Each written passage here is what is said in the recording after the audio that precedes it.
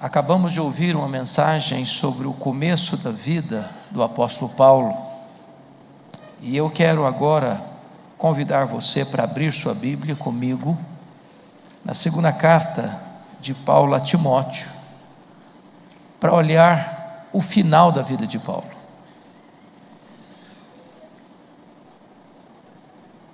Segunda Timóteo capítulo 4.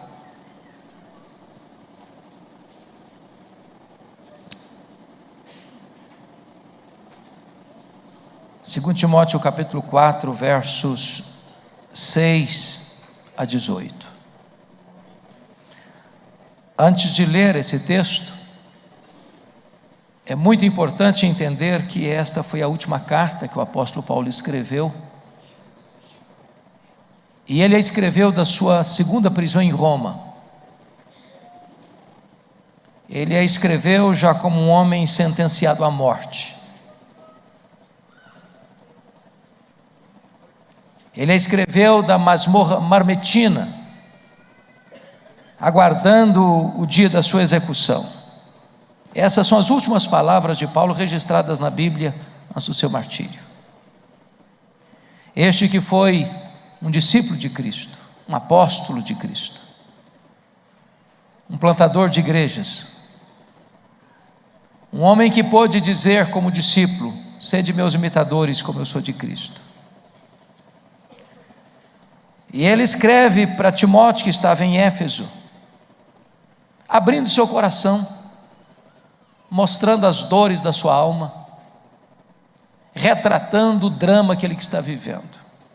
E ele escreve assim para Timóteo: Timóteo, quanto a mim já estou sendo oferecido por libação, e o tempo da minha partida é chegado. Combati o bom combate, completei a carreira, guardei a fé. Já agora a coroa da justiça me está guardada, a qual o Senhor reto juiz me dará naquele dia, e não apenas a mim, mas a todos quantos amam a sua vinda. Procura vir ter comigo depressa, porque Demas, tendo amado o presente século, me abandonou, se foi para Tessalônica. Crescente foi para a Galácia, Tito para a Dalmácia. Somente Lucas está comigo. Toma contigo Marcos e traze-o, pois me é útil para o ministério. Quanto a Tíquico, mandei-o até Éfeso. Quando vieres, traz a capa que deixei em Trode, na casa de Carpo, bem como os livros, especialmente os pergaminhos. Alexandre, o latoeiro, causou-me muitos males. O Senhor lhe dará paga segundo as suas obras. Tu guarda-te também dele, porque resistiu fortemente às nossas palavras. Na minha primeira defesa, ninguém foi a meu favor. Antes todos me abandonaram. Que isso não lhe seja posto em conta. Mas o Senhor me assistiu e me revestiu de forças, para que por meu intermédio a pregação fosse plenamente cumprida, e todos os gentios ouvissem, e fui libertado da boca do leão. O Senhor me livrará também de toda obra maligna, e me levará salvo para o seu reino celestial. A Ele, glória pelos séculos dos séculos. Amém. Vocês sabem que Paulo ficou preso 2 vezes em Roma. Na primeira prisão, por volta dos anos 61, 62, quem estava por trás da prisão de Paulo eram os seus irmãos, os judeus. Na segunda prisão, por volta dos anos 66, 67, quem estava por trás da prisão dele era a mortífera máquina do Império Romano. Na primeira prisão, Paulo tinha determinadas regalias, ele estava sob a égide do imperador e tinha a guarda pretoriana cuidando dele, a guarda de elite do imperador. Na segunda prisão, ele foi jogado nessa masmorra marmetina, escura, úmida, insalubre, de onde as pessoas saíam leprosas ou para o martírio. Na primeira prisão ele foi preso como um apóstolo, como um pregador do evangelho. Na segunda prisão, ele foi preso como um malfeitor, como um bandido, como um criminoso, acusado do mais terrível crime do império, ser o líder dos incendiários de Roma. Na primeira prisão, ele pediu oração para sair, ele orou para sair, e de fato saiu. Mas na segunda prisão, ele não pediu oração para sair, ele não orou para sair, porque já escreveu como alguém sentenciado à morte, no corredor da morte. Talvez você pergunte, o que aconteceu para que Paulo fosse preso de novo, em Roma? E todos vocês sabem a tragédia que foi o dia 17 de julho do ano 64, quando a mais populosa, a mais rica, a mais poderosa cidade do mundo, a conhecida cidade eterna, a cidade de Roma, a capital do império, foi incendiada. 7 noites e 6 dias de incêndio, e o imperador Nero assistindo o espetáculo das chamas do alto da torre de Mecenas. Quando o incêndio acabou, 70% da cidade estava destruída. Dos 14 bairros da cidade, 10 destruídos. Os 4 bairros restantes, densamente povoados por judeus e cristãos, dão a Nero um álibi para botar a culpa do incêndio nos crentes. Começa um verdadeiro massacre sobre a igreja. Faltou madeira para fazer cruz, tamanha quantidade de crentes crucificados. Quando não tinha mais madeira, cobriam os crentes de piche, amarravam nos postes e queimavam-nos vivos para iluminar as noites de Roma. Pois bem, nesse momento Paulo era o grande líder do cristianismo no Ocidente. E ele começa a ser procurado e caçado, até que botam a mão nele, talvez em Troade, na casa de Carpo, e jogam-no nessa masmorra úmida, fria, escura, insalubre e mal cheirosa. Talvez você pergunte, o que isso produziu no coração desse homem? Que reverberações isso teve no seu ministério? O maior apóstolo do cristianismo, pobre, velho, cheio de cicatrizes, acusado injustamente, jogado numa masmorra, condenado à morte. E eu queria que antes de entrarmos na exposição do texto, olhássemos o que isso produziu no coração dele. Primeiro, olha aí comigo capítulo 2, versículo 9. Ele diz para Timóteo assim: Timóteo, pelo evangelho, eu estou sofrendo até algemas como um malfeitor. Pense comigo nisso. Paulo está preso como um bandido, como um criminoso. Pense comigo nos fake news da época, percorrendo o império. Alguém perguntando assim: você conhece aquele famoso pregador, aquele apóstolo, aquele plantador de igrejas, o Paulo? Pois é, está preso, é um bandido, é um criminoso, é um malfeitor. Ele estava por trás do incêndio de Roma. Olha a desconstrução do nome dele, olha a mácula que é lançada sobre a honra dele. Mas tem mais. Olha comigo o capítulo 1, versículo 15. Ele escreve assim: Timóteo, estais ciente de que todos os da Ásia me abandonaram, não alguns, todos. Mas quem são esses? São seus filhos na fé, são os membros das igrejas que ele plantou, direto ou indiretamente, gente que o conhecia, gente que sabia do seu caráter, da sua honra, não querem mais se aproximarem de Paulo, não querem dizer: não, eu conheço esse homem não é um bandido, esse homem não é um criminoso, esse é um homem de Deus, essa acusação é falsa. Ninguém teve coragem de se apresentar, todos o abandonaram.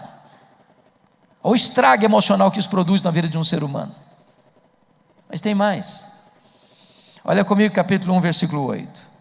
Ele diz assim: Timóteo, não te envergonhes, portanto, do testemunho de nosso Senhor, nem do seu encarcerado, que sou eu. Talvez nada machucou mais Paulo do que isso aqui. Irmãos, Timóteo era o mais próximo colaborador de Paulo, era seu filho, seu amado. Timóteo está com vergonha de Paulo. Timóteo tem constrangimento, dizendo: eu conheço esse homem, ele é meu pai na fé, esse homem é um homem íntegro, esse homem é um homem fiel a Deus, esse homem não é um bandido. Timóteo está com vergonha. Mas tem mais. Olha comigo capítulo 4, versículo 16. Na minha primeira defesa ninguém foi a meu favor, antes todos me abandonaram, que isso não lhes seja posto em conta. Vocês sabem que até hoje nas maiores universidades de direito no mundo se estuda o direito romano. Mesmo Paulo sendo acusado de um crime tão grave, ele teve direito de defesa. Marcaram uma audiência, a sua primeira defesa. Paulo tinha expectativa de que haveria muitas pessoas lá para testemunharem a seu favor e de dizerem que aquela acusação era falsa. Quando ele vai para essa audiência, para essa primeira defesa, diz ele: ninguém foi a seu favor. Não é porque o trânsito de Roma estava congestionado, não. Ninguém teve coragem de chegar lá e dizer: esse homem não é isso aí que vocês estão acusando. Mas tem mais. Quando ele sai dessa audiência, dessa primeira defesa, olha comigo capítulo 4, versículo 6. Quanto a mim, estou sendo oferecido por libação, e o tempo da minha partida é chegado. Ele sai dessa audiência como um homem condenado à pena de morte. Ele sai com a sentença: vai morrer degolado. A grande pergunta é o que um homem nessas circunstâncias, que foi o maior pregador, o maior evangelista, o maior teólogo, o maior discípulo, o maior apóstolo, o maior plantador de igrejas da história do cristianismo, o homem que plantou igrejas nas províncias da Galácia, da Macedônia, da Acaia, da Ásia Menor, de Jerusalém, o Ilírico, levando o evangelho, está pobre, está cheio de cicatrizes, está passando frio numa masmorra úmida, sendo acusado injustamente, abandonado pelos seus irmãos, esquecido pelos seus mais próximos colaboradores, e injustamente sentenciado à morte. O que é que um homem desse tem para encorajar você e eu nesta noite? Que princípios de discipulado esse homem tem para encorajar o meu e o seu coração nesta noite? Talvez em circunstâncias semelhantes nós estaríamos afundando num pântano de desespero, de amargura e de ressentimento. Mas esse homem vai comunicar para nós alguns princípios de como nós vivermos uma vida como discípulos de Cristo vitoriosamente. Primeiro princípio, confira comigo o versículo 9. Procura vir ter comigo depressa. O princípio é este: quando a dor, quando a crise, quando a angústia bater à porta da sua vida, tenha coragem de pedir ajuda, não fique sozinho. Irmãos, nós não somos discípulos isolados, nós somos membros de uma família, nós somos ovelhas de um rebanho, nós somos membros de uma igreja. Não pode existir no nosso meio autossuficiência. É hora de você dizer: eu preciso de ajuda, venha ficar comigo. É o apóstolo Paulo, que não tem nenhum problema de dizer para o seu filho, dizer: filho, eu preciso de você, corra para cá, eu preciso de um ombro amigo, eu preciso de alguém para quem abrir meu coração, para repartir minhas dores, para repartir minhas angústias, para dividir minha carga. Eu preciso de alguém do meu lado, venha ficar comigo. Na hora da angústia, a solidão é uma péssima companhia. Uma das coisas que mais machucaram o nosso coração nos últimos anos é a quantidade de pastores que têm cometido suicídio. E você pergunta: meu Deus, por quê? Por que esse colega não encontrou pelo menos um amigo do peito, para quem abrir o coração, para quem dividir suas dores? Você e eu precisamos de pelo menos um amigo, para quem abrir o coração na hora da aflição, sem medo de seu tapete ser puxado, de ser apunhalado pelas costas. Cristianismo é mais do que uma religião, cristianismo é relacionamento, discipulado é relacionamento.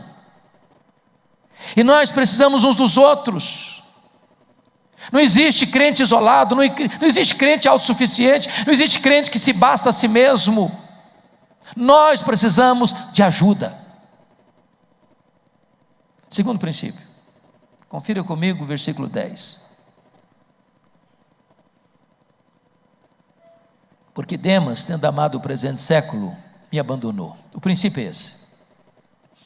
Quando alguém na caminhada da vida, como discípulo de Cristo, machucar você, decepcionar você, abandonar você, não faça registros de mágoas.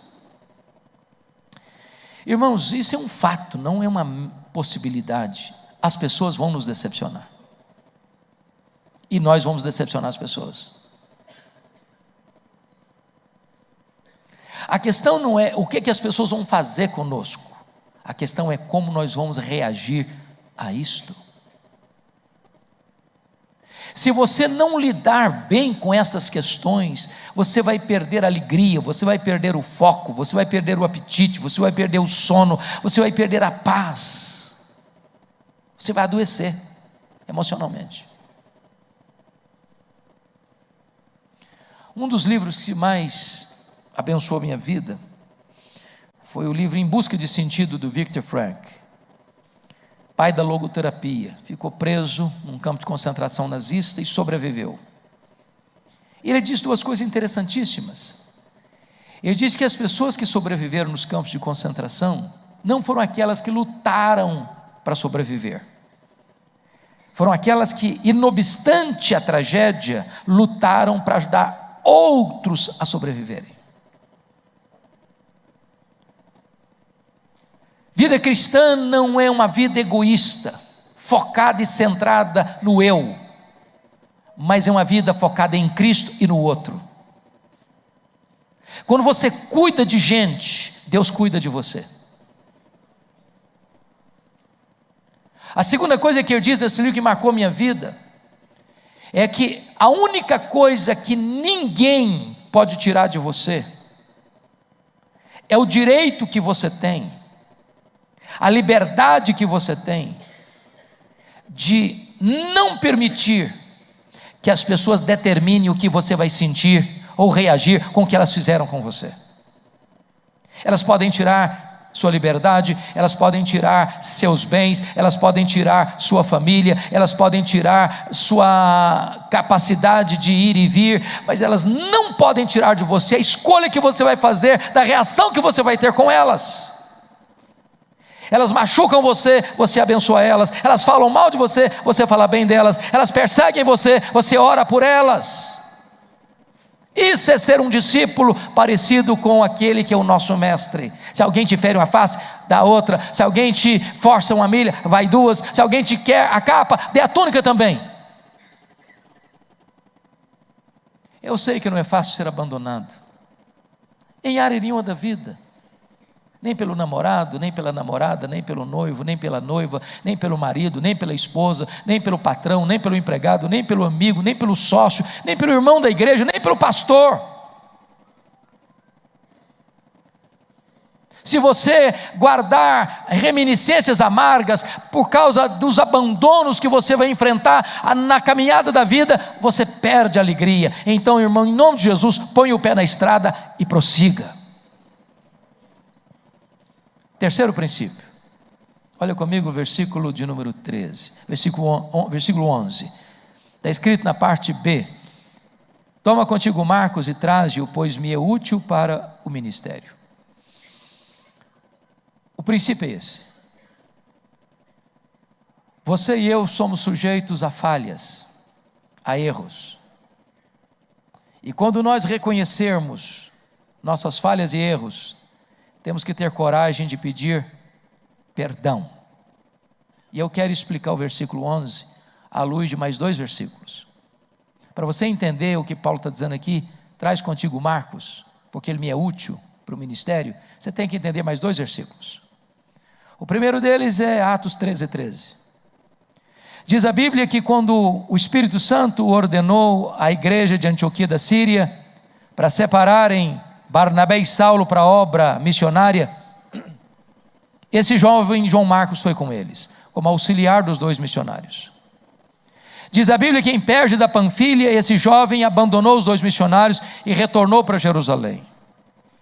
Pergunta-se, por que ele voltou? A Bíblia não responde.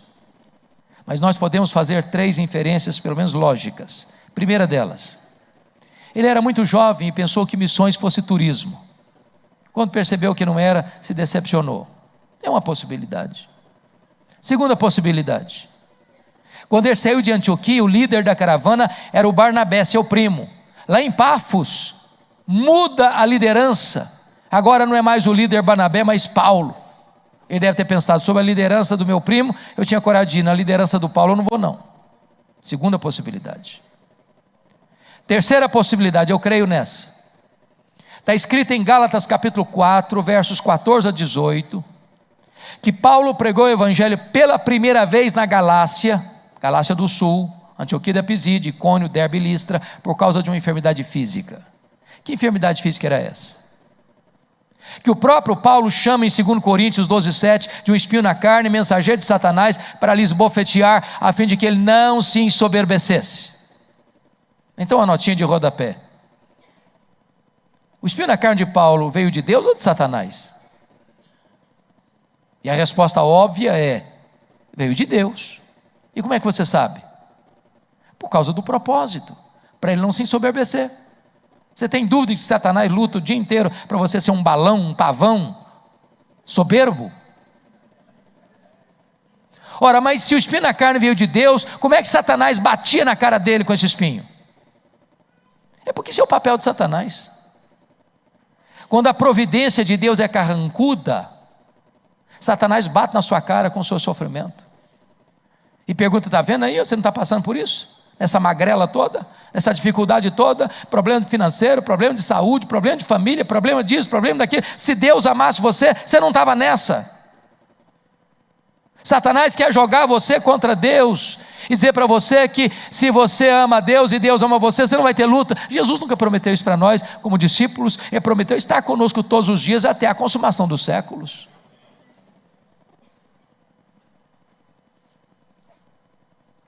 Diz os historiadores que essa região de perto da Panfilha era uma região alagadiça, pantanosa, de forte incidência de malária. Muito provavelmente Paulo pegou a malária aqui, que dá uma dor de cabeça alucinante, afetando inclusive a visão. E Paulo então sai dessa região pantanosa, sobe as montanhas do Cáucaso e vai lá para cima nas montanhas da Galácia do Sul, por causa dessa enfermidade física. E tanto é fato que a visão dele foi afetada, que os irmãos da Galácia, se possível, teriam arrancado os próprios olhos para dá-los a Paulo. Então, muito provavelmente, esse jovem João Marcos deve ter pensado assim, eu estou muito novo para ficar doente, eu vou voltar para a casa da minha mãe. Bom, o segundo texto, para entender esse texto, versículo 11, é Atos 15, 36 a 41.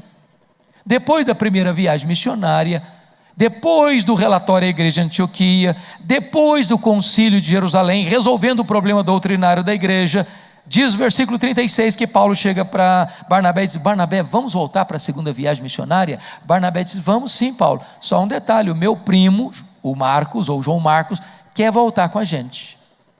Aí diz o texto que Paulo diz assim, eu não acho justo levarmos aquele que desde perto da Panfilha nos abandonou. É claro que esse texto está registrado num tom muito polido, mas certamente não foi isso que aconteceu.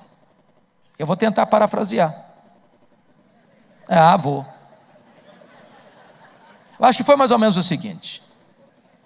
E aí, Barnabé, eu estou tão animado, terminou o concílio, resultado maravilhoso, agora nós não temos nenhum impedimento, vamos voltar, vamos visitar aquelas igrejas que nós plantamos, vamos encorajar aqueles irmãos que nós ganhamos para Cristo. Barnabé, vamos sim, Paulo. Só um detalhe, Paulo, você lembra do meu primo? É claro, né, Barnabé, que eu lembro do seu primo. Ô Paulo, você acredita que ele quer voltar com a gente? Paulo fechou a cara. Você está de brincadeira comigo, né, Barnabé? Não, Paulo, ele quer voltar com a gente. O Barnabé comigo disse, rapaz, não vai não. Não, Paulo, mas ele é jovem, ele vai aprender. Comigo ele não vai não, Barnabé. Não, Paulo, mas você não pode ser intolerante, vão dar uma segunda chance para o rapaz. Comigo ele não vai, Barnabé. Paulo, por favor, dá uma chance. Comigo ele não vai, Barnabé.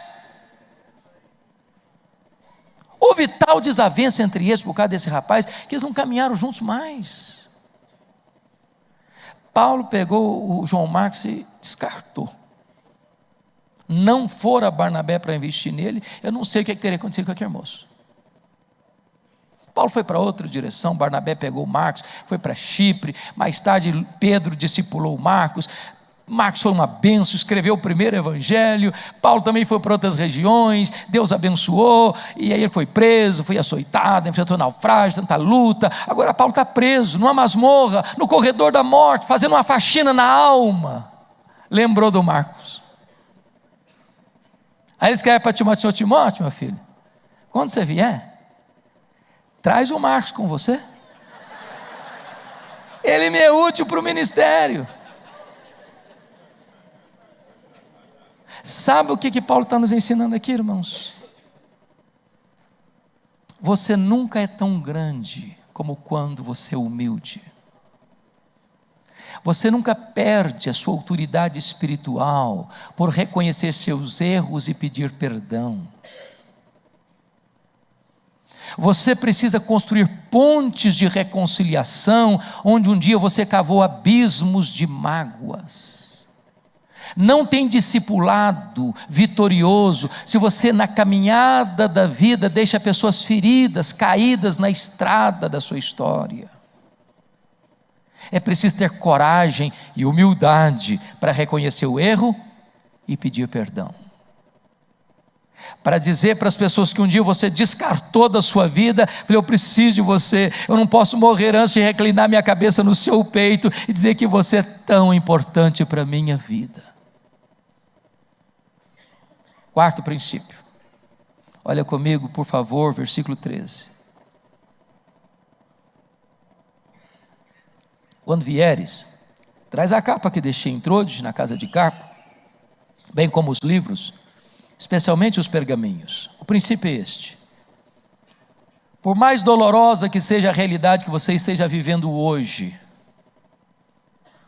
nunca perca o prazer, a alegria, o entusiasmo de estudar a palavra de Deus. Irmãos, eu fico tão entusiasmado com isso, porque pense comigo, Paulo está velho, Paulo está numa masmorra fria, gente velha sente mais frio do que gente nova, ele não tem uma capa para usar, seus amigos o abandonaram, as igrejas o desprezaram, aqueles mais próximos dele estão com vergonha dele. Ele vai para uma audiência e ninguém aparece. Ele sai de lá acusado e condenado por um crime que ele não praticou. Ele está no corredor da morte, aguardando apenas o dia da sua execução. Mas não tem mágoa, não tem revolta. Nas palavras de Philip Yancey, ele não está decepcionado com Deus.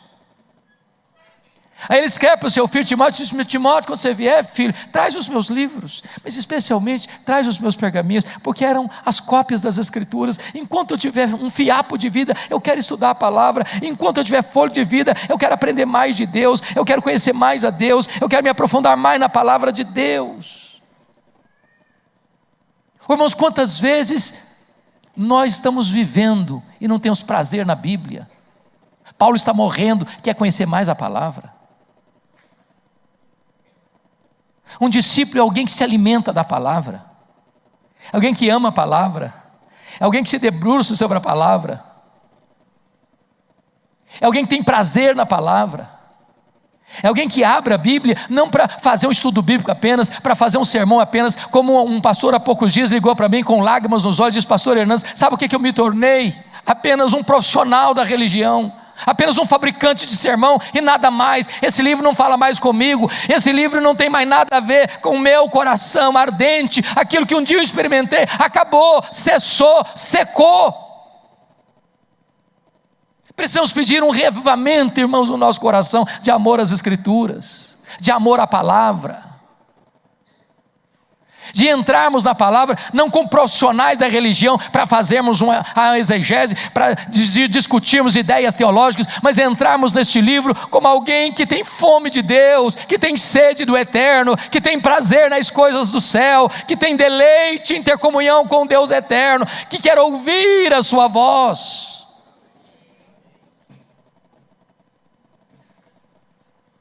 Quinto princípio. Confira comigo o versículo 14. Alexandre o latueiro causou-me muitos males. O Senhor lhe dará paga segundo as suas obras. O princípio é esse. Quando alguém deliberadamente fizer o mal contra você, tome a decisão de entregar esta causa para Deus. Quantos pastores nós temos aqui hoje? Por favor, levante a mão só para eu ter noção. Louvado seja Deus, muitos pastores. Eu não sei se acontece só comigo, talvez aconteça com você também. De vez em quando, não digo de vez em quando, mas ocasionalmente, o crente chega para mim e diz assim: pastor, eu estou muito magoado com o senhor. E eu tomo um susto, porque eu não sei o que aconteceu. Não sei quando, não sei o que, em que circunstância, mas a pessoa está magoada com você.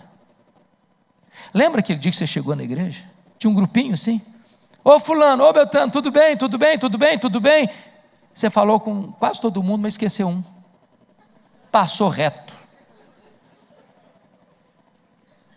Aí a pessoa está vendo aí, ó? Olha aí. Olha como é que me trata. E se a pessoa nunca te procurar, você nunca vai pedir perdão para ela, porque você não está lembrado de nada. Agora é diferente quando alguém maquina, urde, orquestra, conspira deliberadamente para apunhalar você pelas costas, para puxar o seu tapete. Quando você se levanta, ela fica triste. Quando você cai, ela celebra. O que você faz numa hora dessa? Dá o troco? Revida? Paga na mesma moeda? Se vinga? Bom, nós somos crentes, né, irmãos? Discípulos do Senhor Jesus Cristo, né? Nós não fazemos essas coisas, não é verdade? Nós não fazemos. Mas é lá no fundo, lá no escrínio da alma, a gente diz: fulano, eu não vou fazer não, mas o seu dia vai chegar. E na hora que o seu dia chegar, a minha vitória vai ter sabor de mel.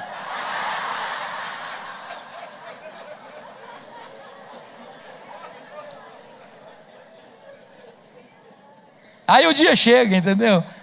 Você não bate palma em público, porque você é presbiteriano, mas lá no coração você está batendo palma. Seu dia chegou, seu dia chegou. Isso não é o nosso papel não, irmãos. Isso não é o nosso papel. Nosso papel é perdoar e entregar essa causa para Deus. Eu não sei fazer isso, você não sabe fazer. Não sabemos fazer isso. Entrega para Deus. Deus sabe lidar com isso. A mim me pertence a vingança, diz o Senhor, eu retribuirei. Meu papel é pagar o mal com o bem e vencer o mal com o bem. Isso é ser discípulo de Jesus. Sexto princípio. Confira comigo, versículos 16 e 17. Na minha primeira defesa, ninguém foi a meu favor, mas todos me abandonaram, que isso lhe seja posto em conta. Mas o Senhor me assistiu e me revestiu de forças, para que por meu intermédio a pregação fosse plenamente cumprida e todos os gentios ouvissem. Fui libertado da boca do leão. O princípio é esse. Na jornada da vida, nos encontros e desencontros da vida, nas lutas, montanhas e vales, nas piores circunstâncias, onde as pessoas abandonem ou abandonam você, saiba disso, você não está sozinho, porque Deus vai assistir você. Como isso é encorajador para o meu coração. Porque na vida, irmãos, as pessoas podem nos machucar, até nos desamparar. Mas saiba disso, Deus vai assistir você. Você não está sozinho. O que motiva o nosso coração não é se a situação é boa ou é ruim. O que motiva o nosso coração é que Jesus está conosco. É que Ele vai nos assistir. E eu fico imaginando, pastor Roster, que quando Paulo vai para esta primeira defesa, para essa audiência, ele vai na expectativa de que as pessoas vão defendê-lo. E quando ele chega lá e não tem ninguém para defendê-lo, o seu ânimo vai lá para baixo, o seu tanque fica vazio, o seu tanque fica na reserva, ele perde as forças. Tem hora que você como pastor, você como presbítero, você como diácono, você como líder, você como crente, fica sem forças.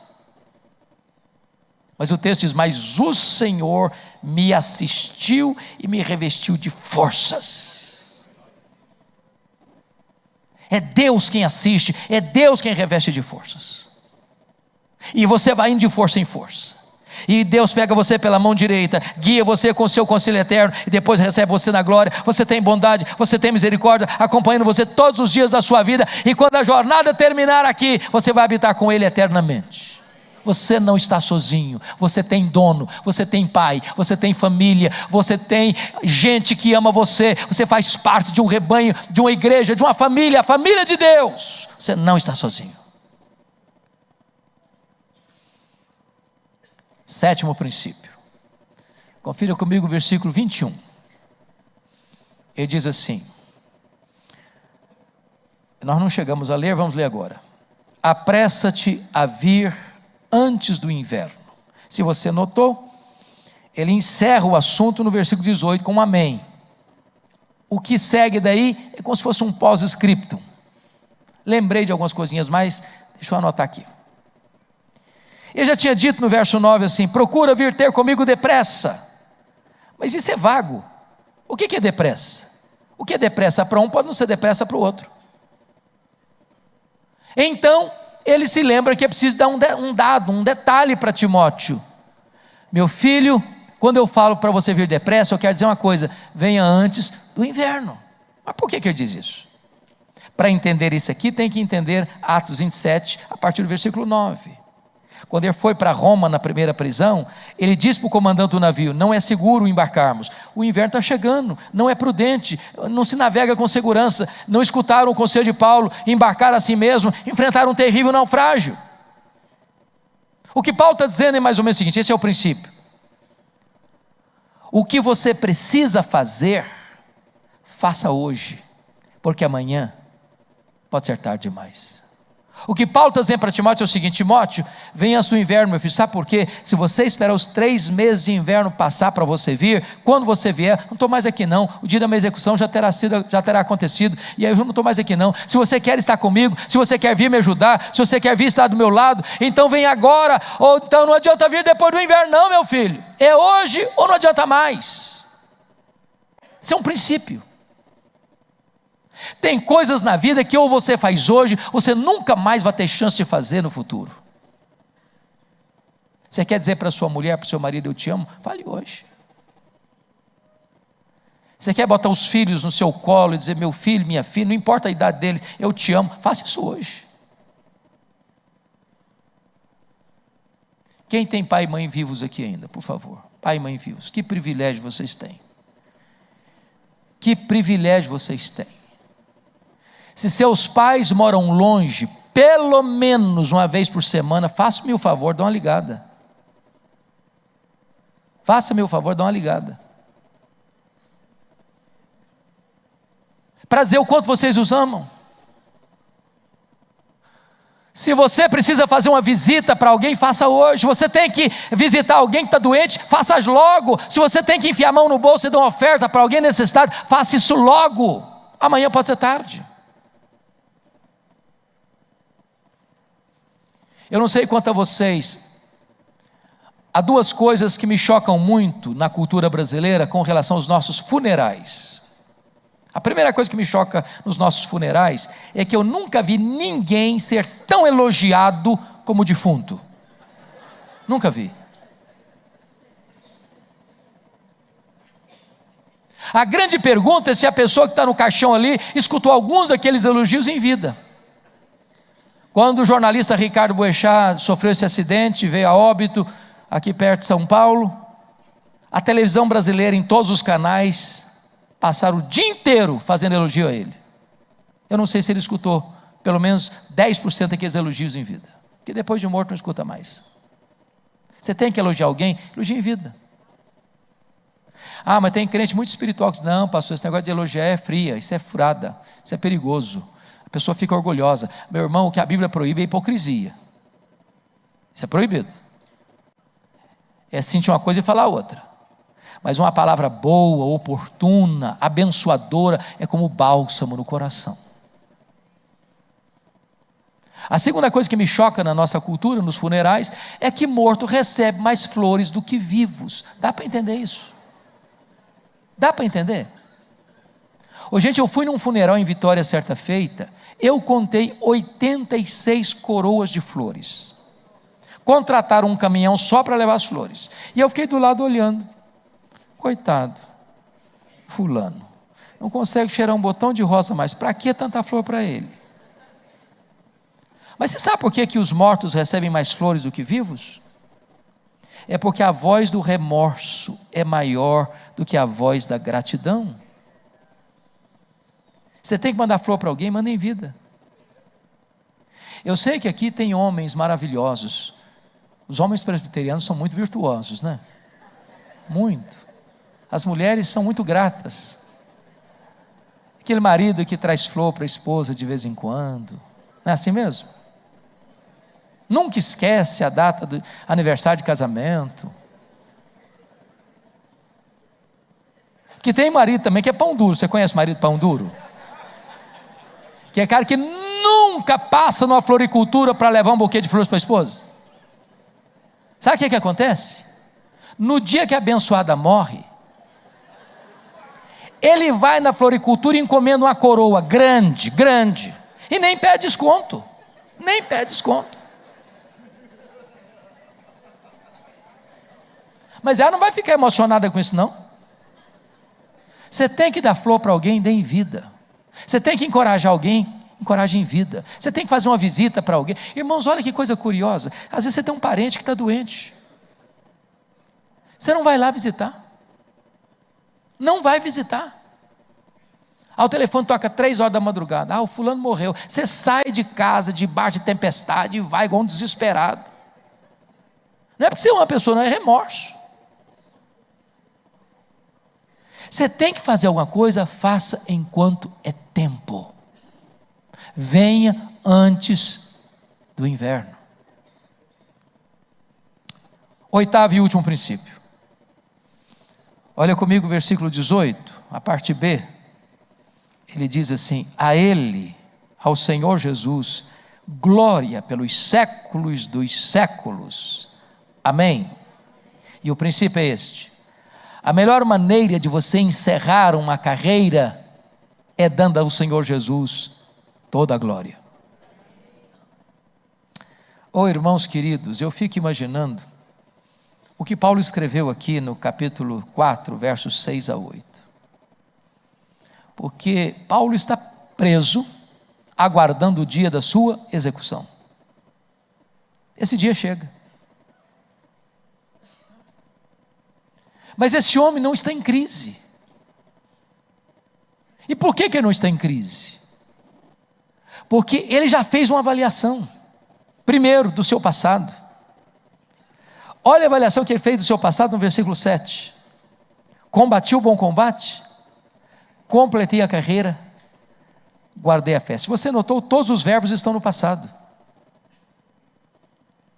O que ele está dizendo é o seguinte: um discípulo é alguém que tem um combate, um bom combate, e ele combateu esse combate. Um discípulo é alguém que, tendo posto a mão no arado, não olha para trás. Ele completa a carreira. Ele não larga a obra no meio do caminho, não. Ele não desiste no meio da estrada, não. Ele persevera. Um discípulo é alguém que não vende a sua consciência, que não prostitui o seu ministério. que guarda a sua fé. Num mundo de tantas vozes, de tantas ideias, de tantas doutrinas, de tantos ventos, ele permanece firme, inabalável. Mas ele não está em crise para ir para o local e o dia da sua execução, porque ele faz também uma avaliação lúcida do seu presente. Olha o versículo 6. Quanto a mim, já estou sendo oferecido por libação, e o tempo da minha partida é chegar. Sabe o que ele está dizendo, irmãos? Olha, Roma vai me matar, mas na verdade nem é Roma que vai me matar coisa nenhuma, eu que vou me entregar, e eu não vou me entregar para Roma coisa nenhuma também, eu vou me oferecer como sacrifício, como oferta e libação ao Senhor. E tem mais, eu não vou morrer não, eu vou partir. Porque a palavra partida aqui é um eufemismo para a morte. Essa palavra partida no grego, ela tem 3 significados. Primeiro, partir aqui significa tirar o fardo das costas de alguém. Sabe o que é morrer para um crente? Apocalipse 14:13 diz que é descansar das suas fadigas. Não tem mais dor, não tem mais choro, não tem mais angústia, não tem mais ansiedade, não tem mais medo, não tem mais pesar, não tem mais tristeza, não tem mais lutas na vida. Nós estaremos para sempre com o Senhor. Ele vai enxugar dos nossos olhos toda lágrima. Já não tem mais sofrimento, já não tem mais luto, já não tem mais dor, porque as primeiras coisas já passaram. A palavra partida, em segundo lugar, significa desatar um bote para atravessar para o outro lado do rio. Sabe o que é morrer para um crente? É fazer a última viagem rumo à pátria celestial. Aqui somos peregrinos, aqui estamos de passagem, aqui não temos morada permanente, não se constrói casa em cima de uma ponte, nós estamos atravessando a ponte do tempo para a eternidade, e é para lá que nós estamos indo. Lá é a nossa pátria, lá está o nosso lar, lá está o nosso pai, lá está a nossa herança, e é para lá que estamos indo. Terceiro, a palavra partida significa no grego afrouxar as estacas de uma barraca, levantar acampamento e ir para sua casa permanente. Sabe o que é morrer para um crente? É mudar de endereço, é ir para a casa do Pai. Paulo não está com medo de morrer, porque sabe em quem tem crido e sabe para onde está indo. Paulo vai ser levado para a execução, mas ele não tem crise, porque depois de fazer uma avaliação do passado e do presente, ele faz também uma avaliação do seu futuro. Olha o versículo 8. Ele diz no versículo 8 algo maravilhoso: já agora a coroa da justiça me está guardada, a qual o Senhor reto juiz me dará naquele dia, e não apenas a mim, mas a todos quantos amam a sua vinda. Sabe o que ele está dizendo? Para mim não importa se Nero me considerou culpado e me sentenciou à morte para ser degolado. O que me importa de fato é que o reto juiz, diante de quem eu vou comparecer, já me justificou. Minha dívida já está cancelada, meus pecados foram perdoados, eu estou quisto com a lei de Deus, eu estou quisto com a justiça de Deus. Na verdade, toda a justiça de Cristo está depositada na minha conta. Então sabe o que eu vou fazer? Eu não estou indo para ser degolado nada, eu estou indo para receber a coroa da justiça.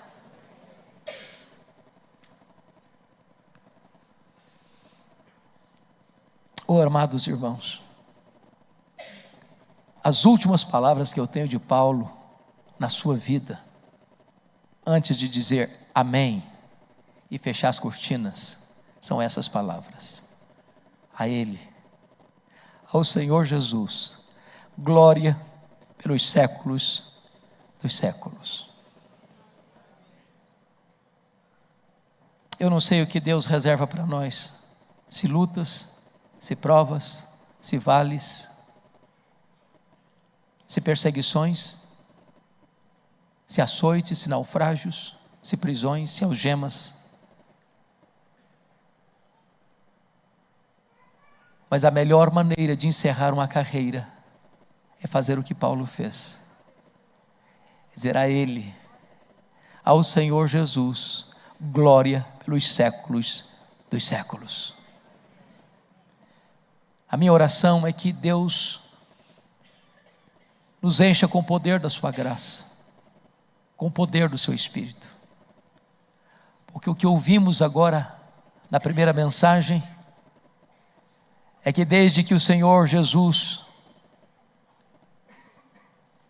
transformou a vida de Saulo, desde que ele cegou os seus olhos para uma realidade, abriu os seus olhos para outra realidade, desde que o Espírito Santo veio com poder sobre ele, é que ele começa a pregar, anunciando que Jesus é o Filho de Deus. Ele que passa 3 anos na Arábia, fazendo um seminário intensivo com Jesus.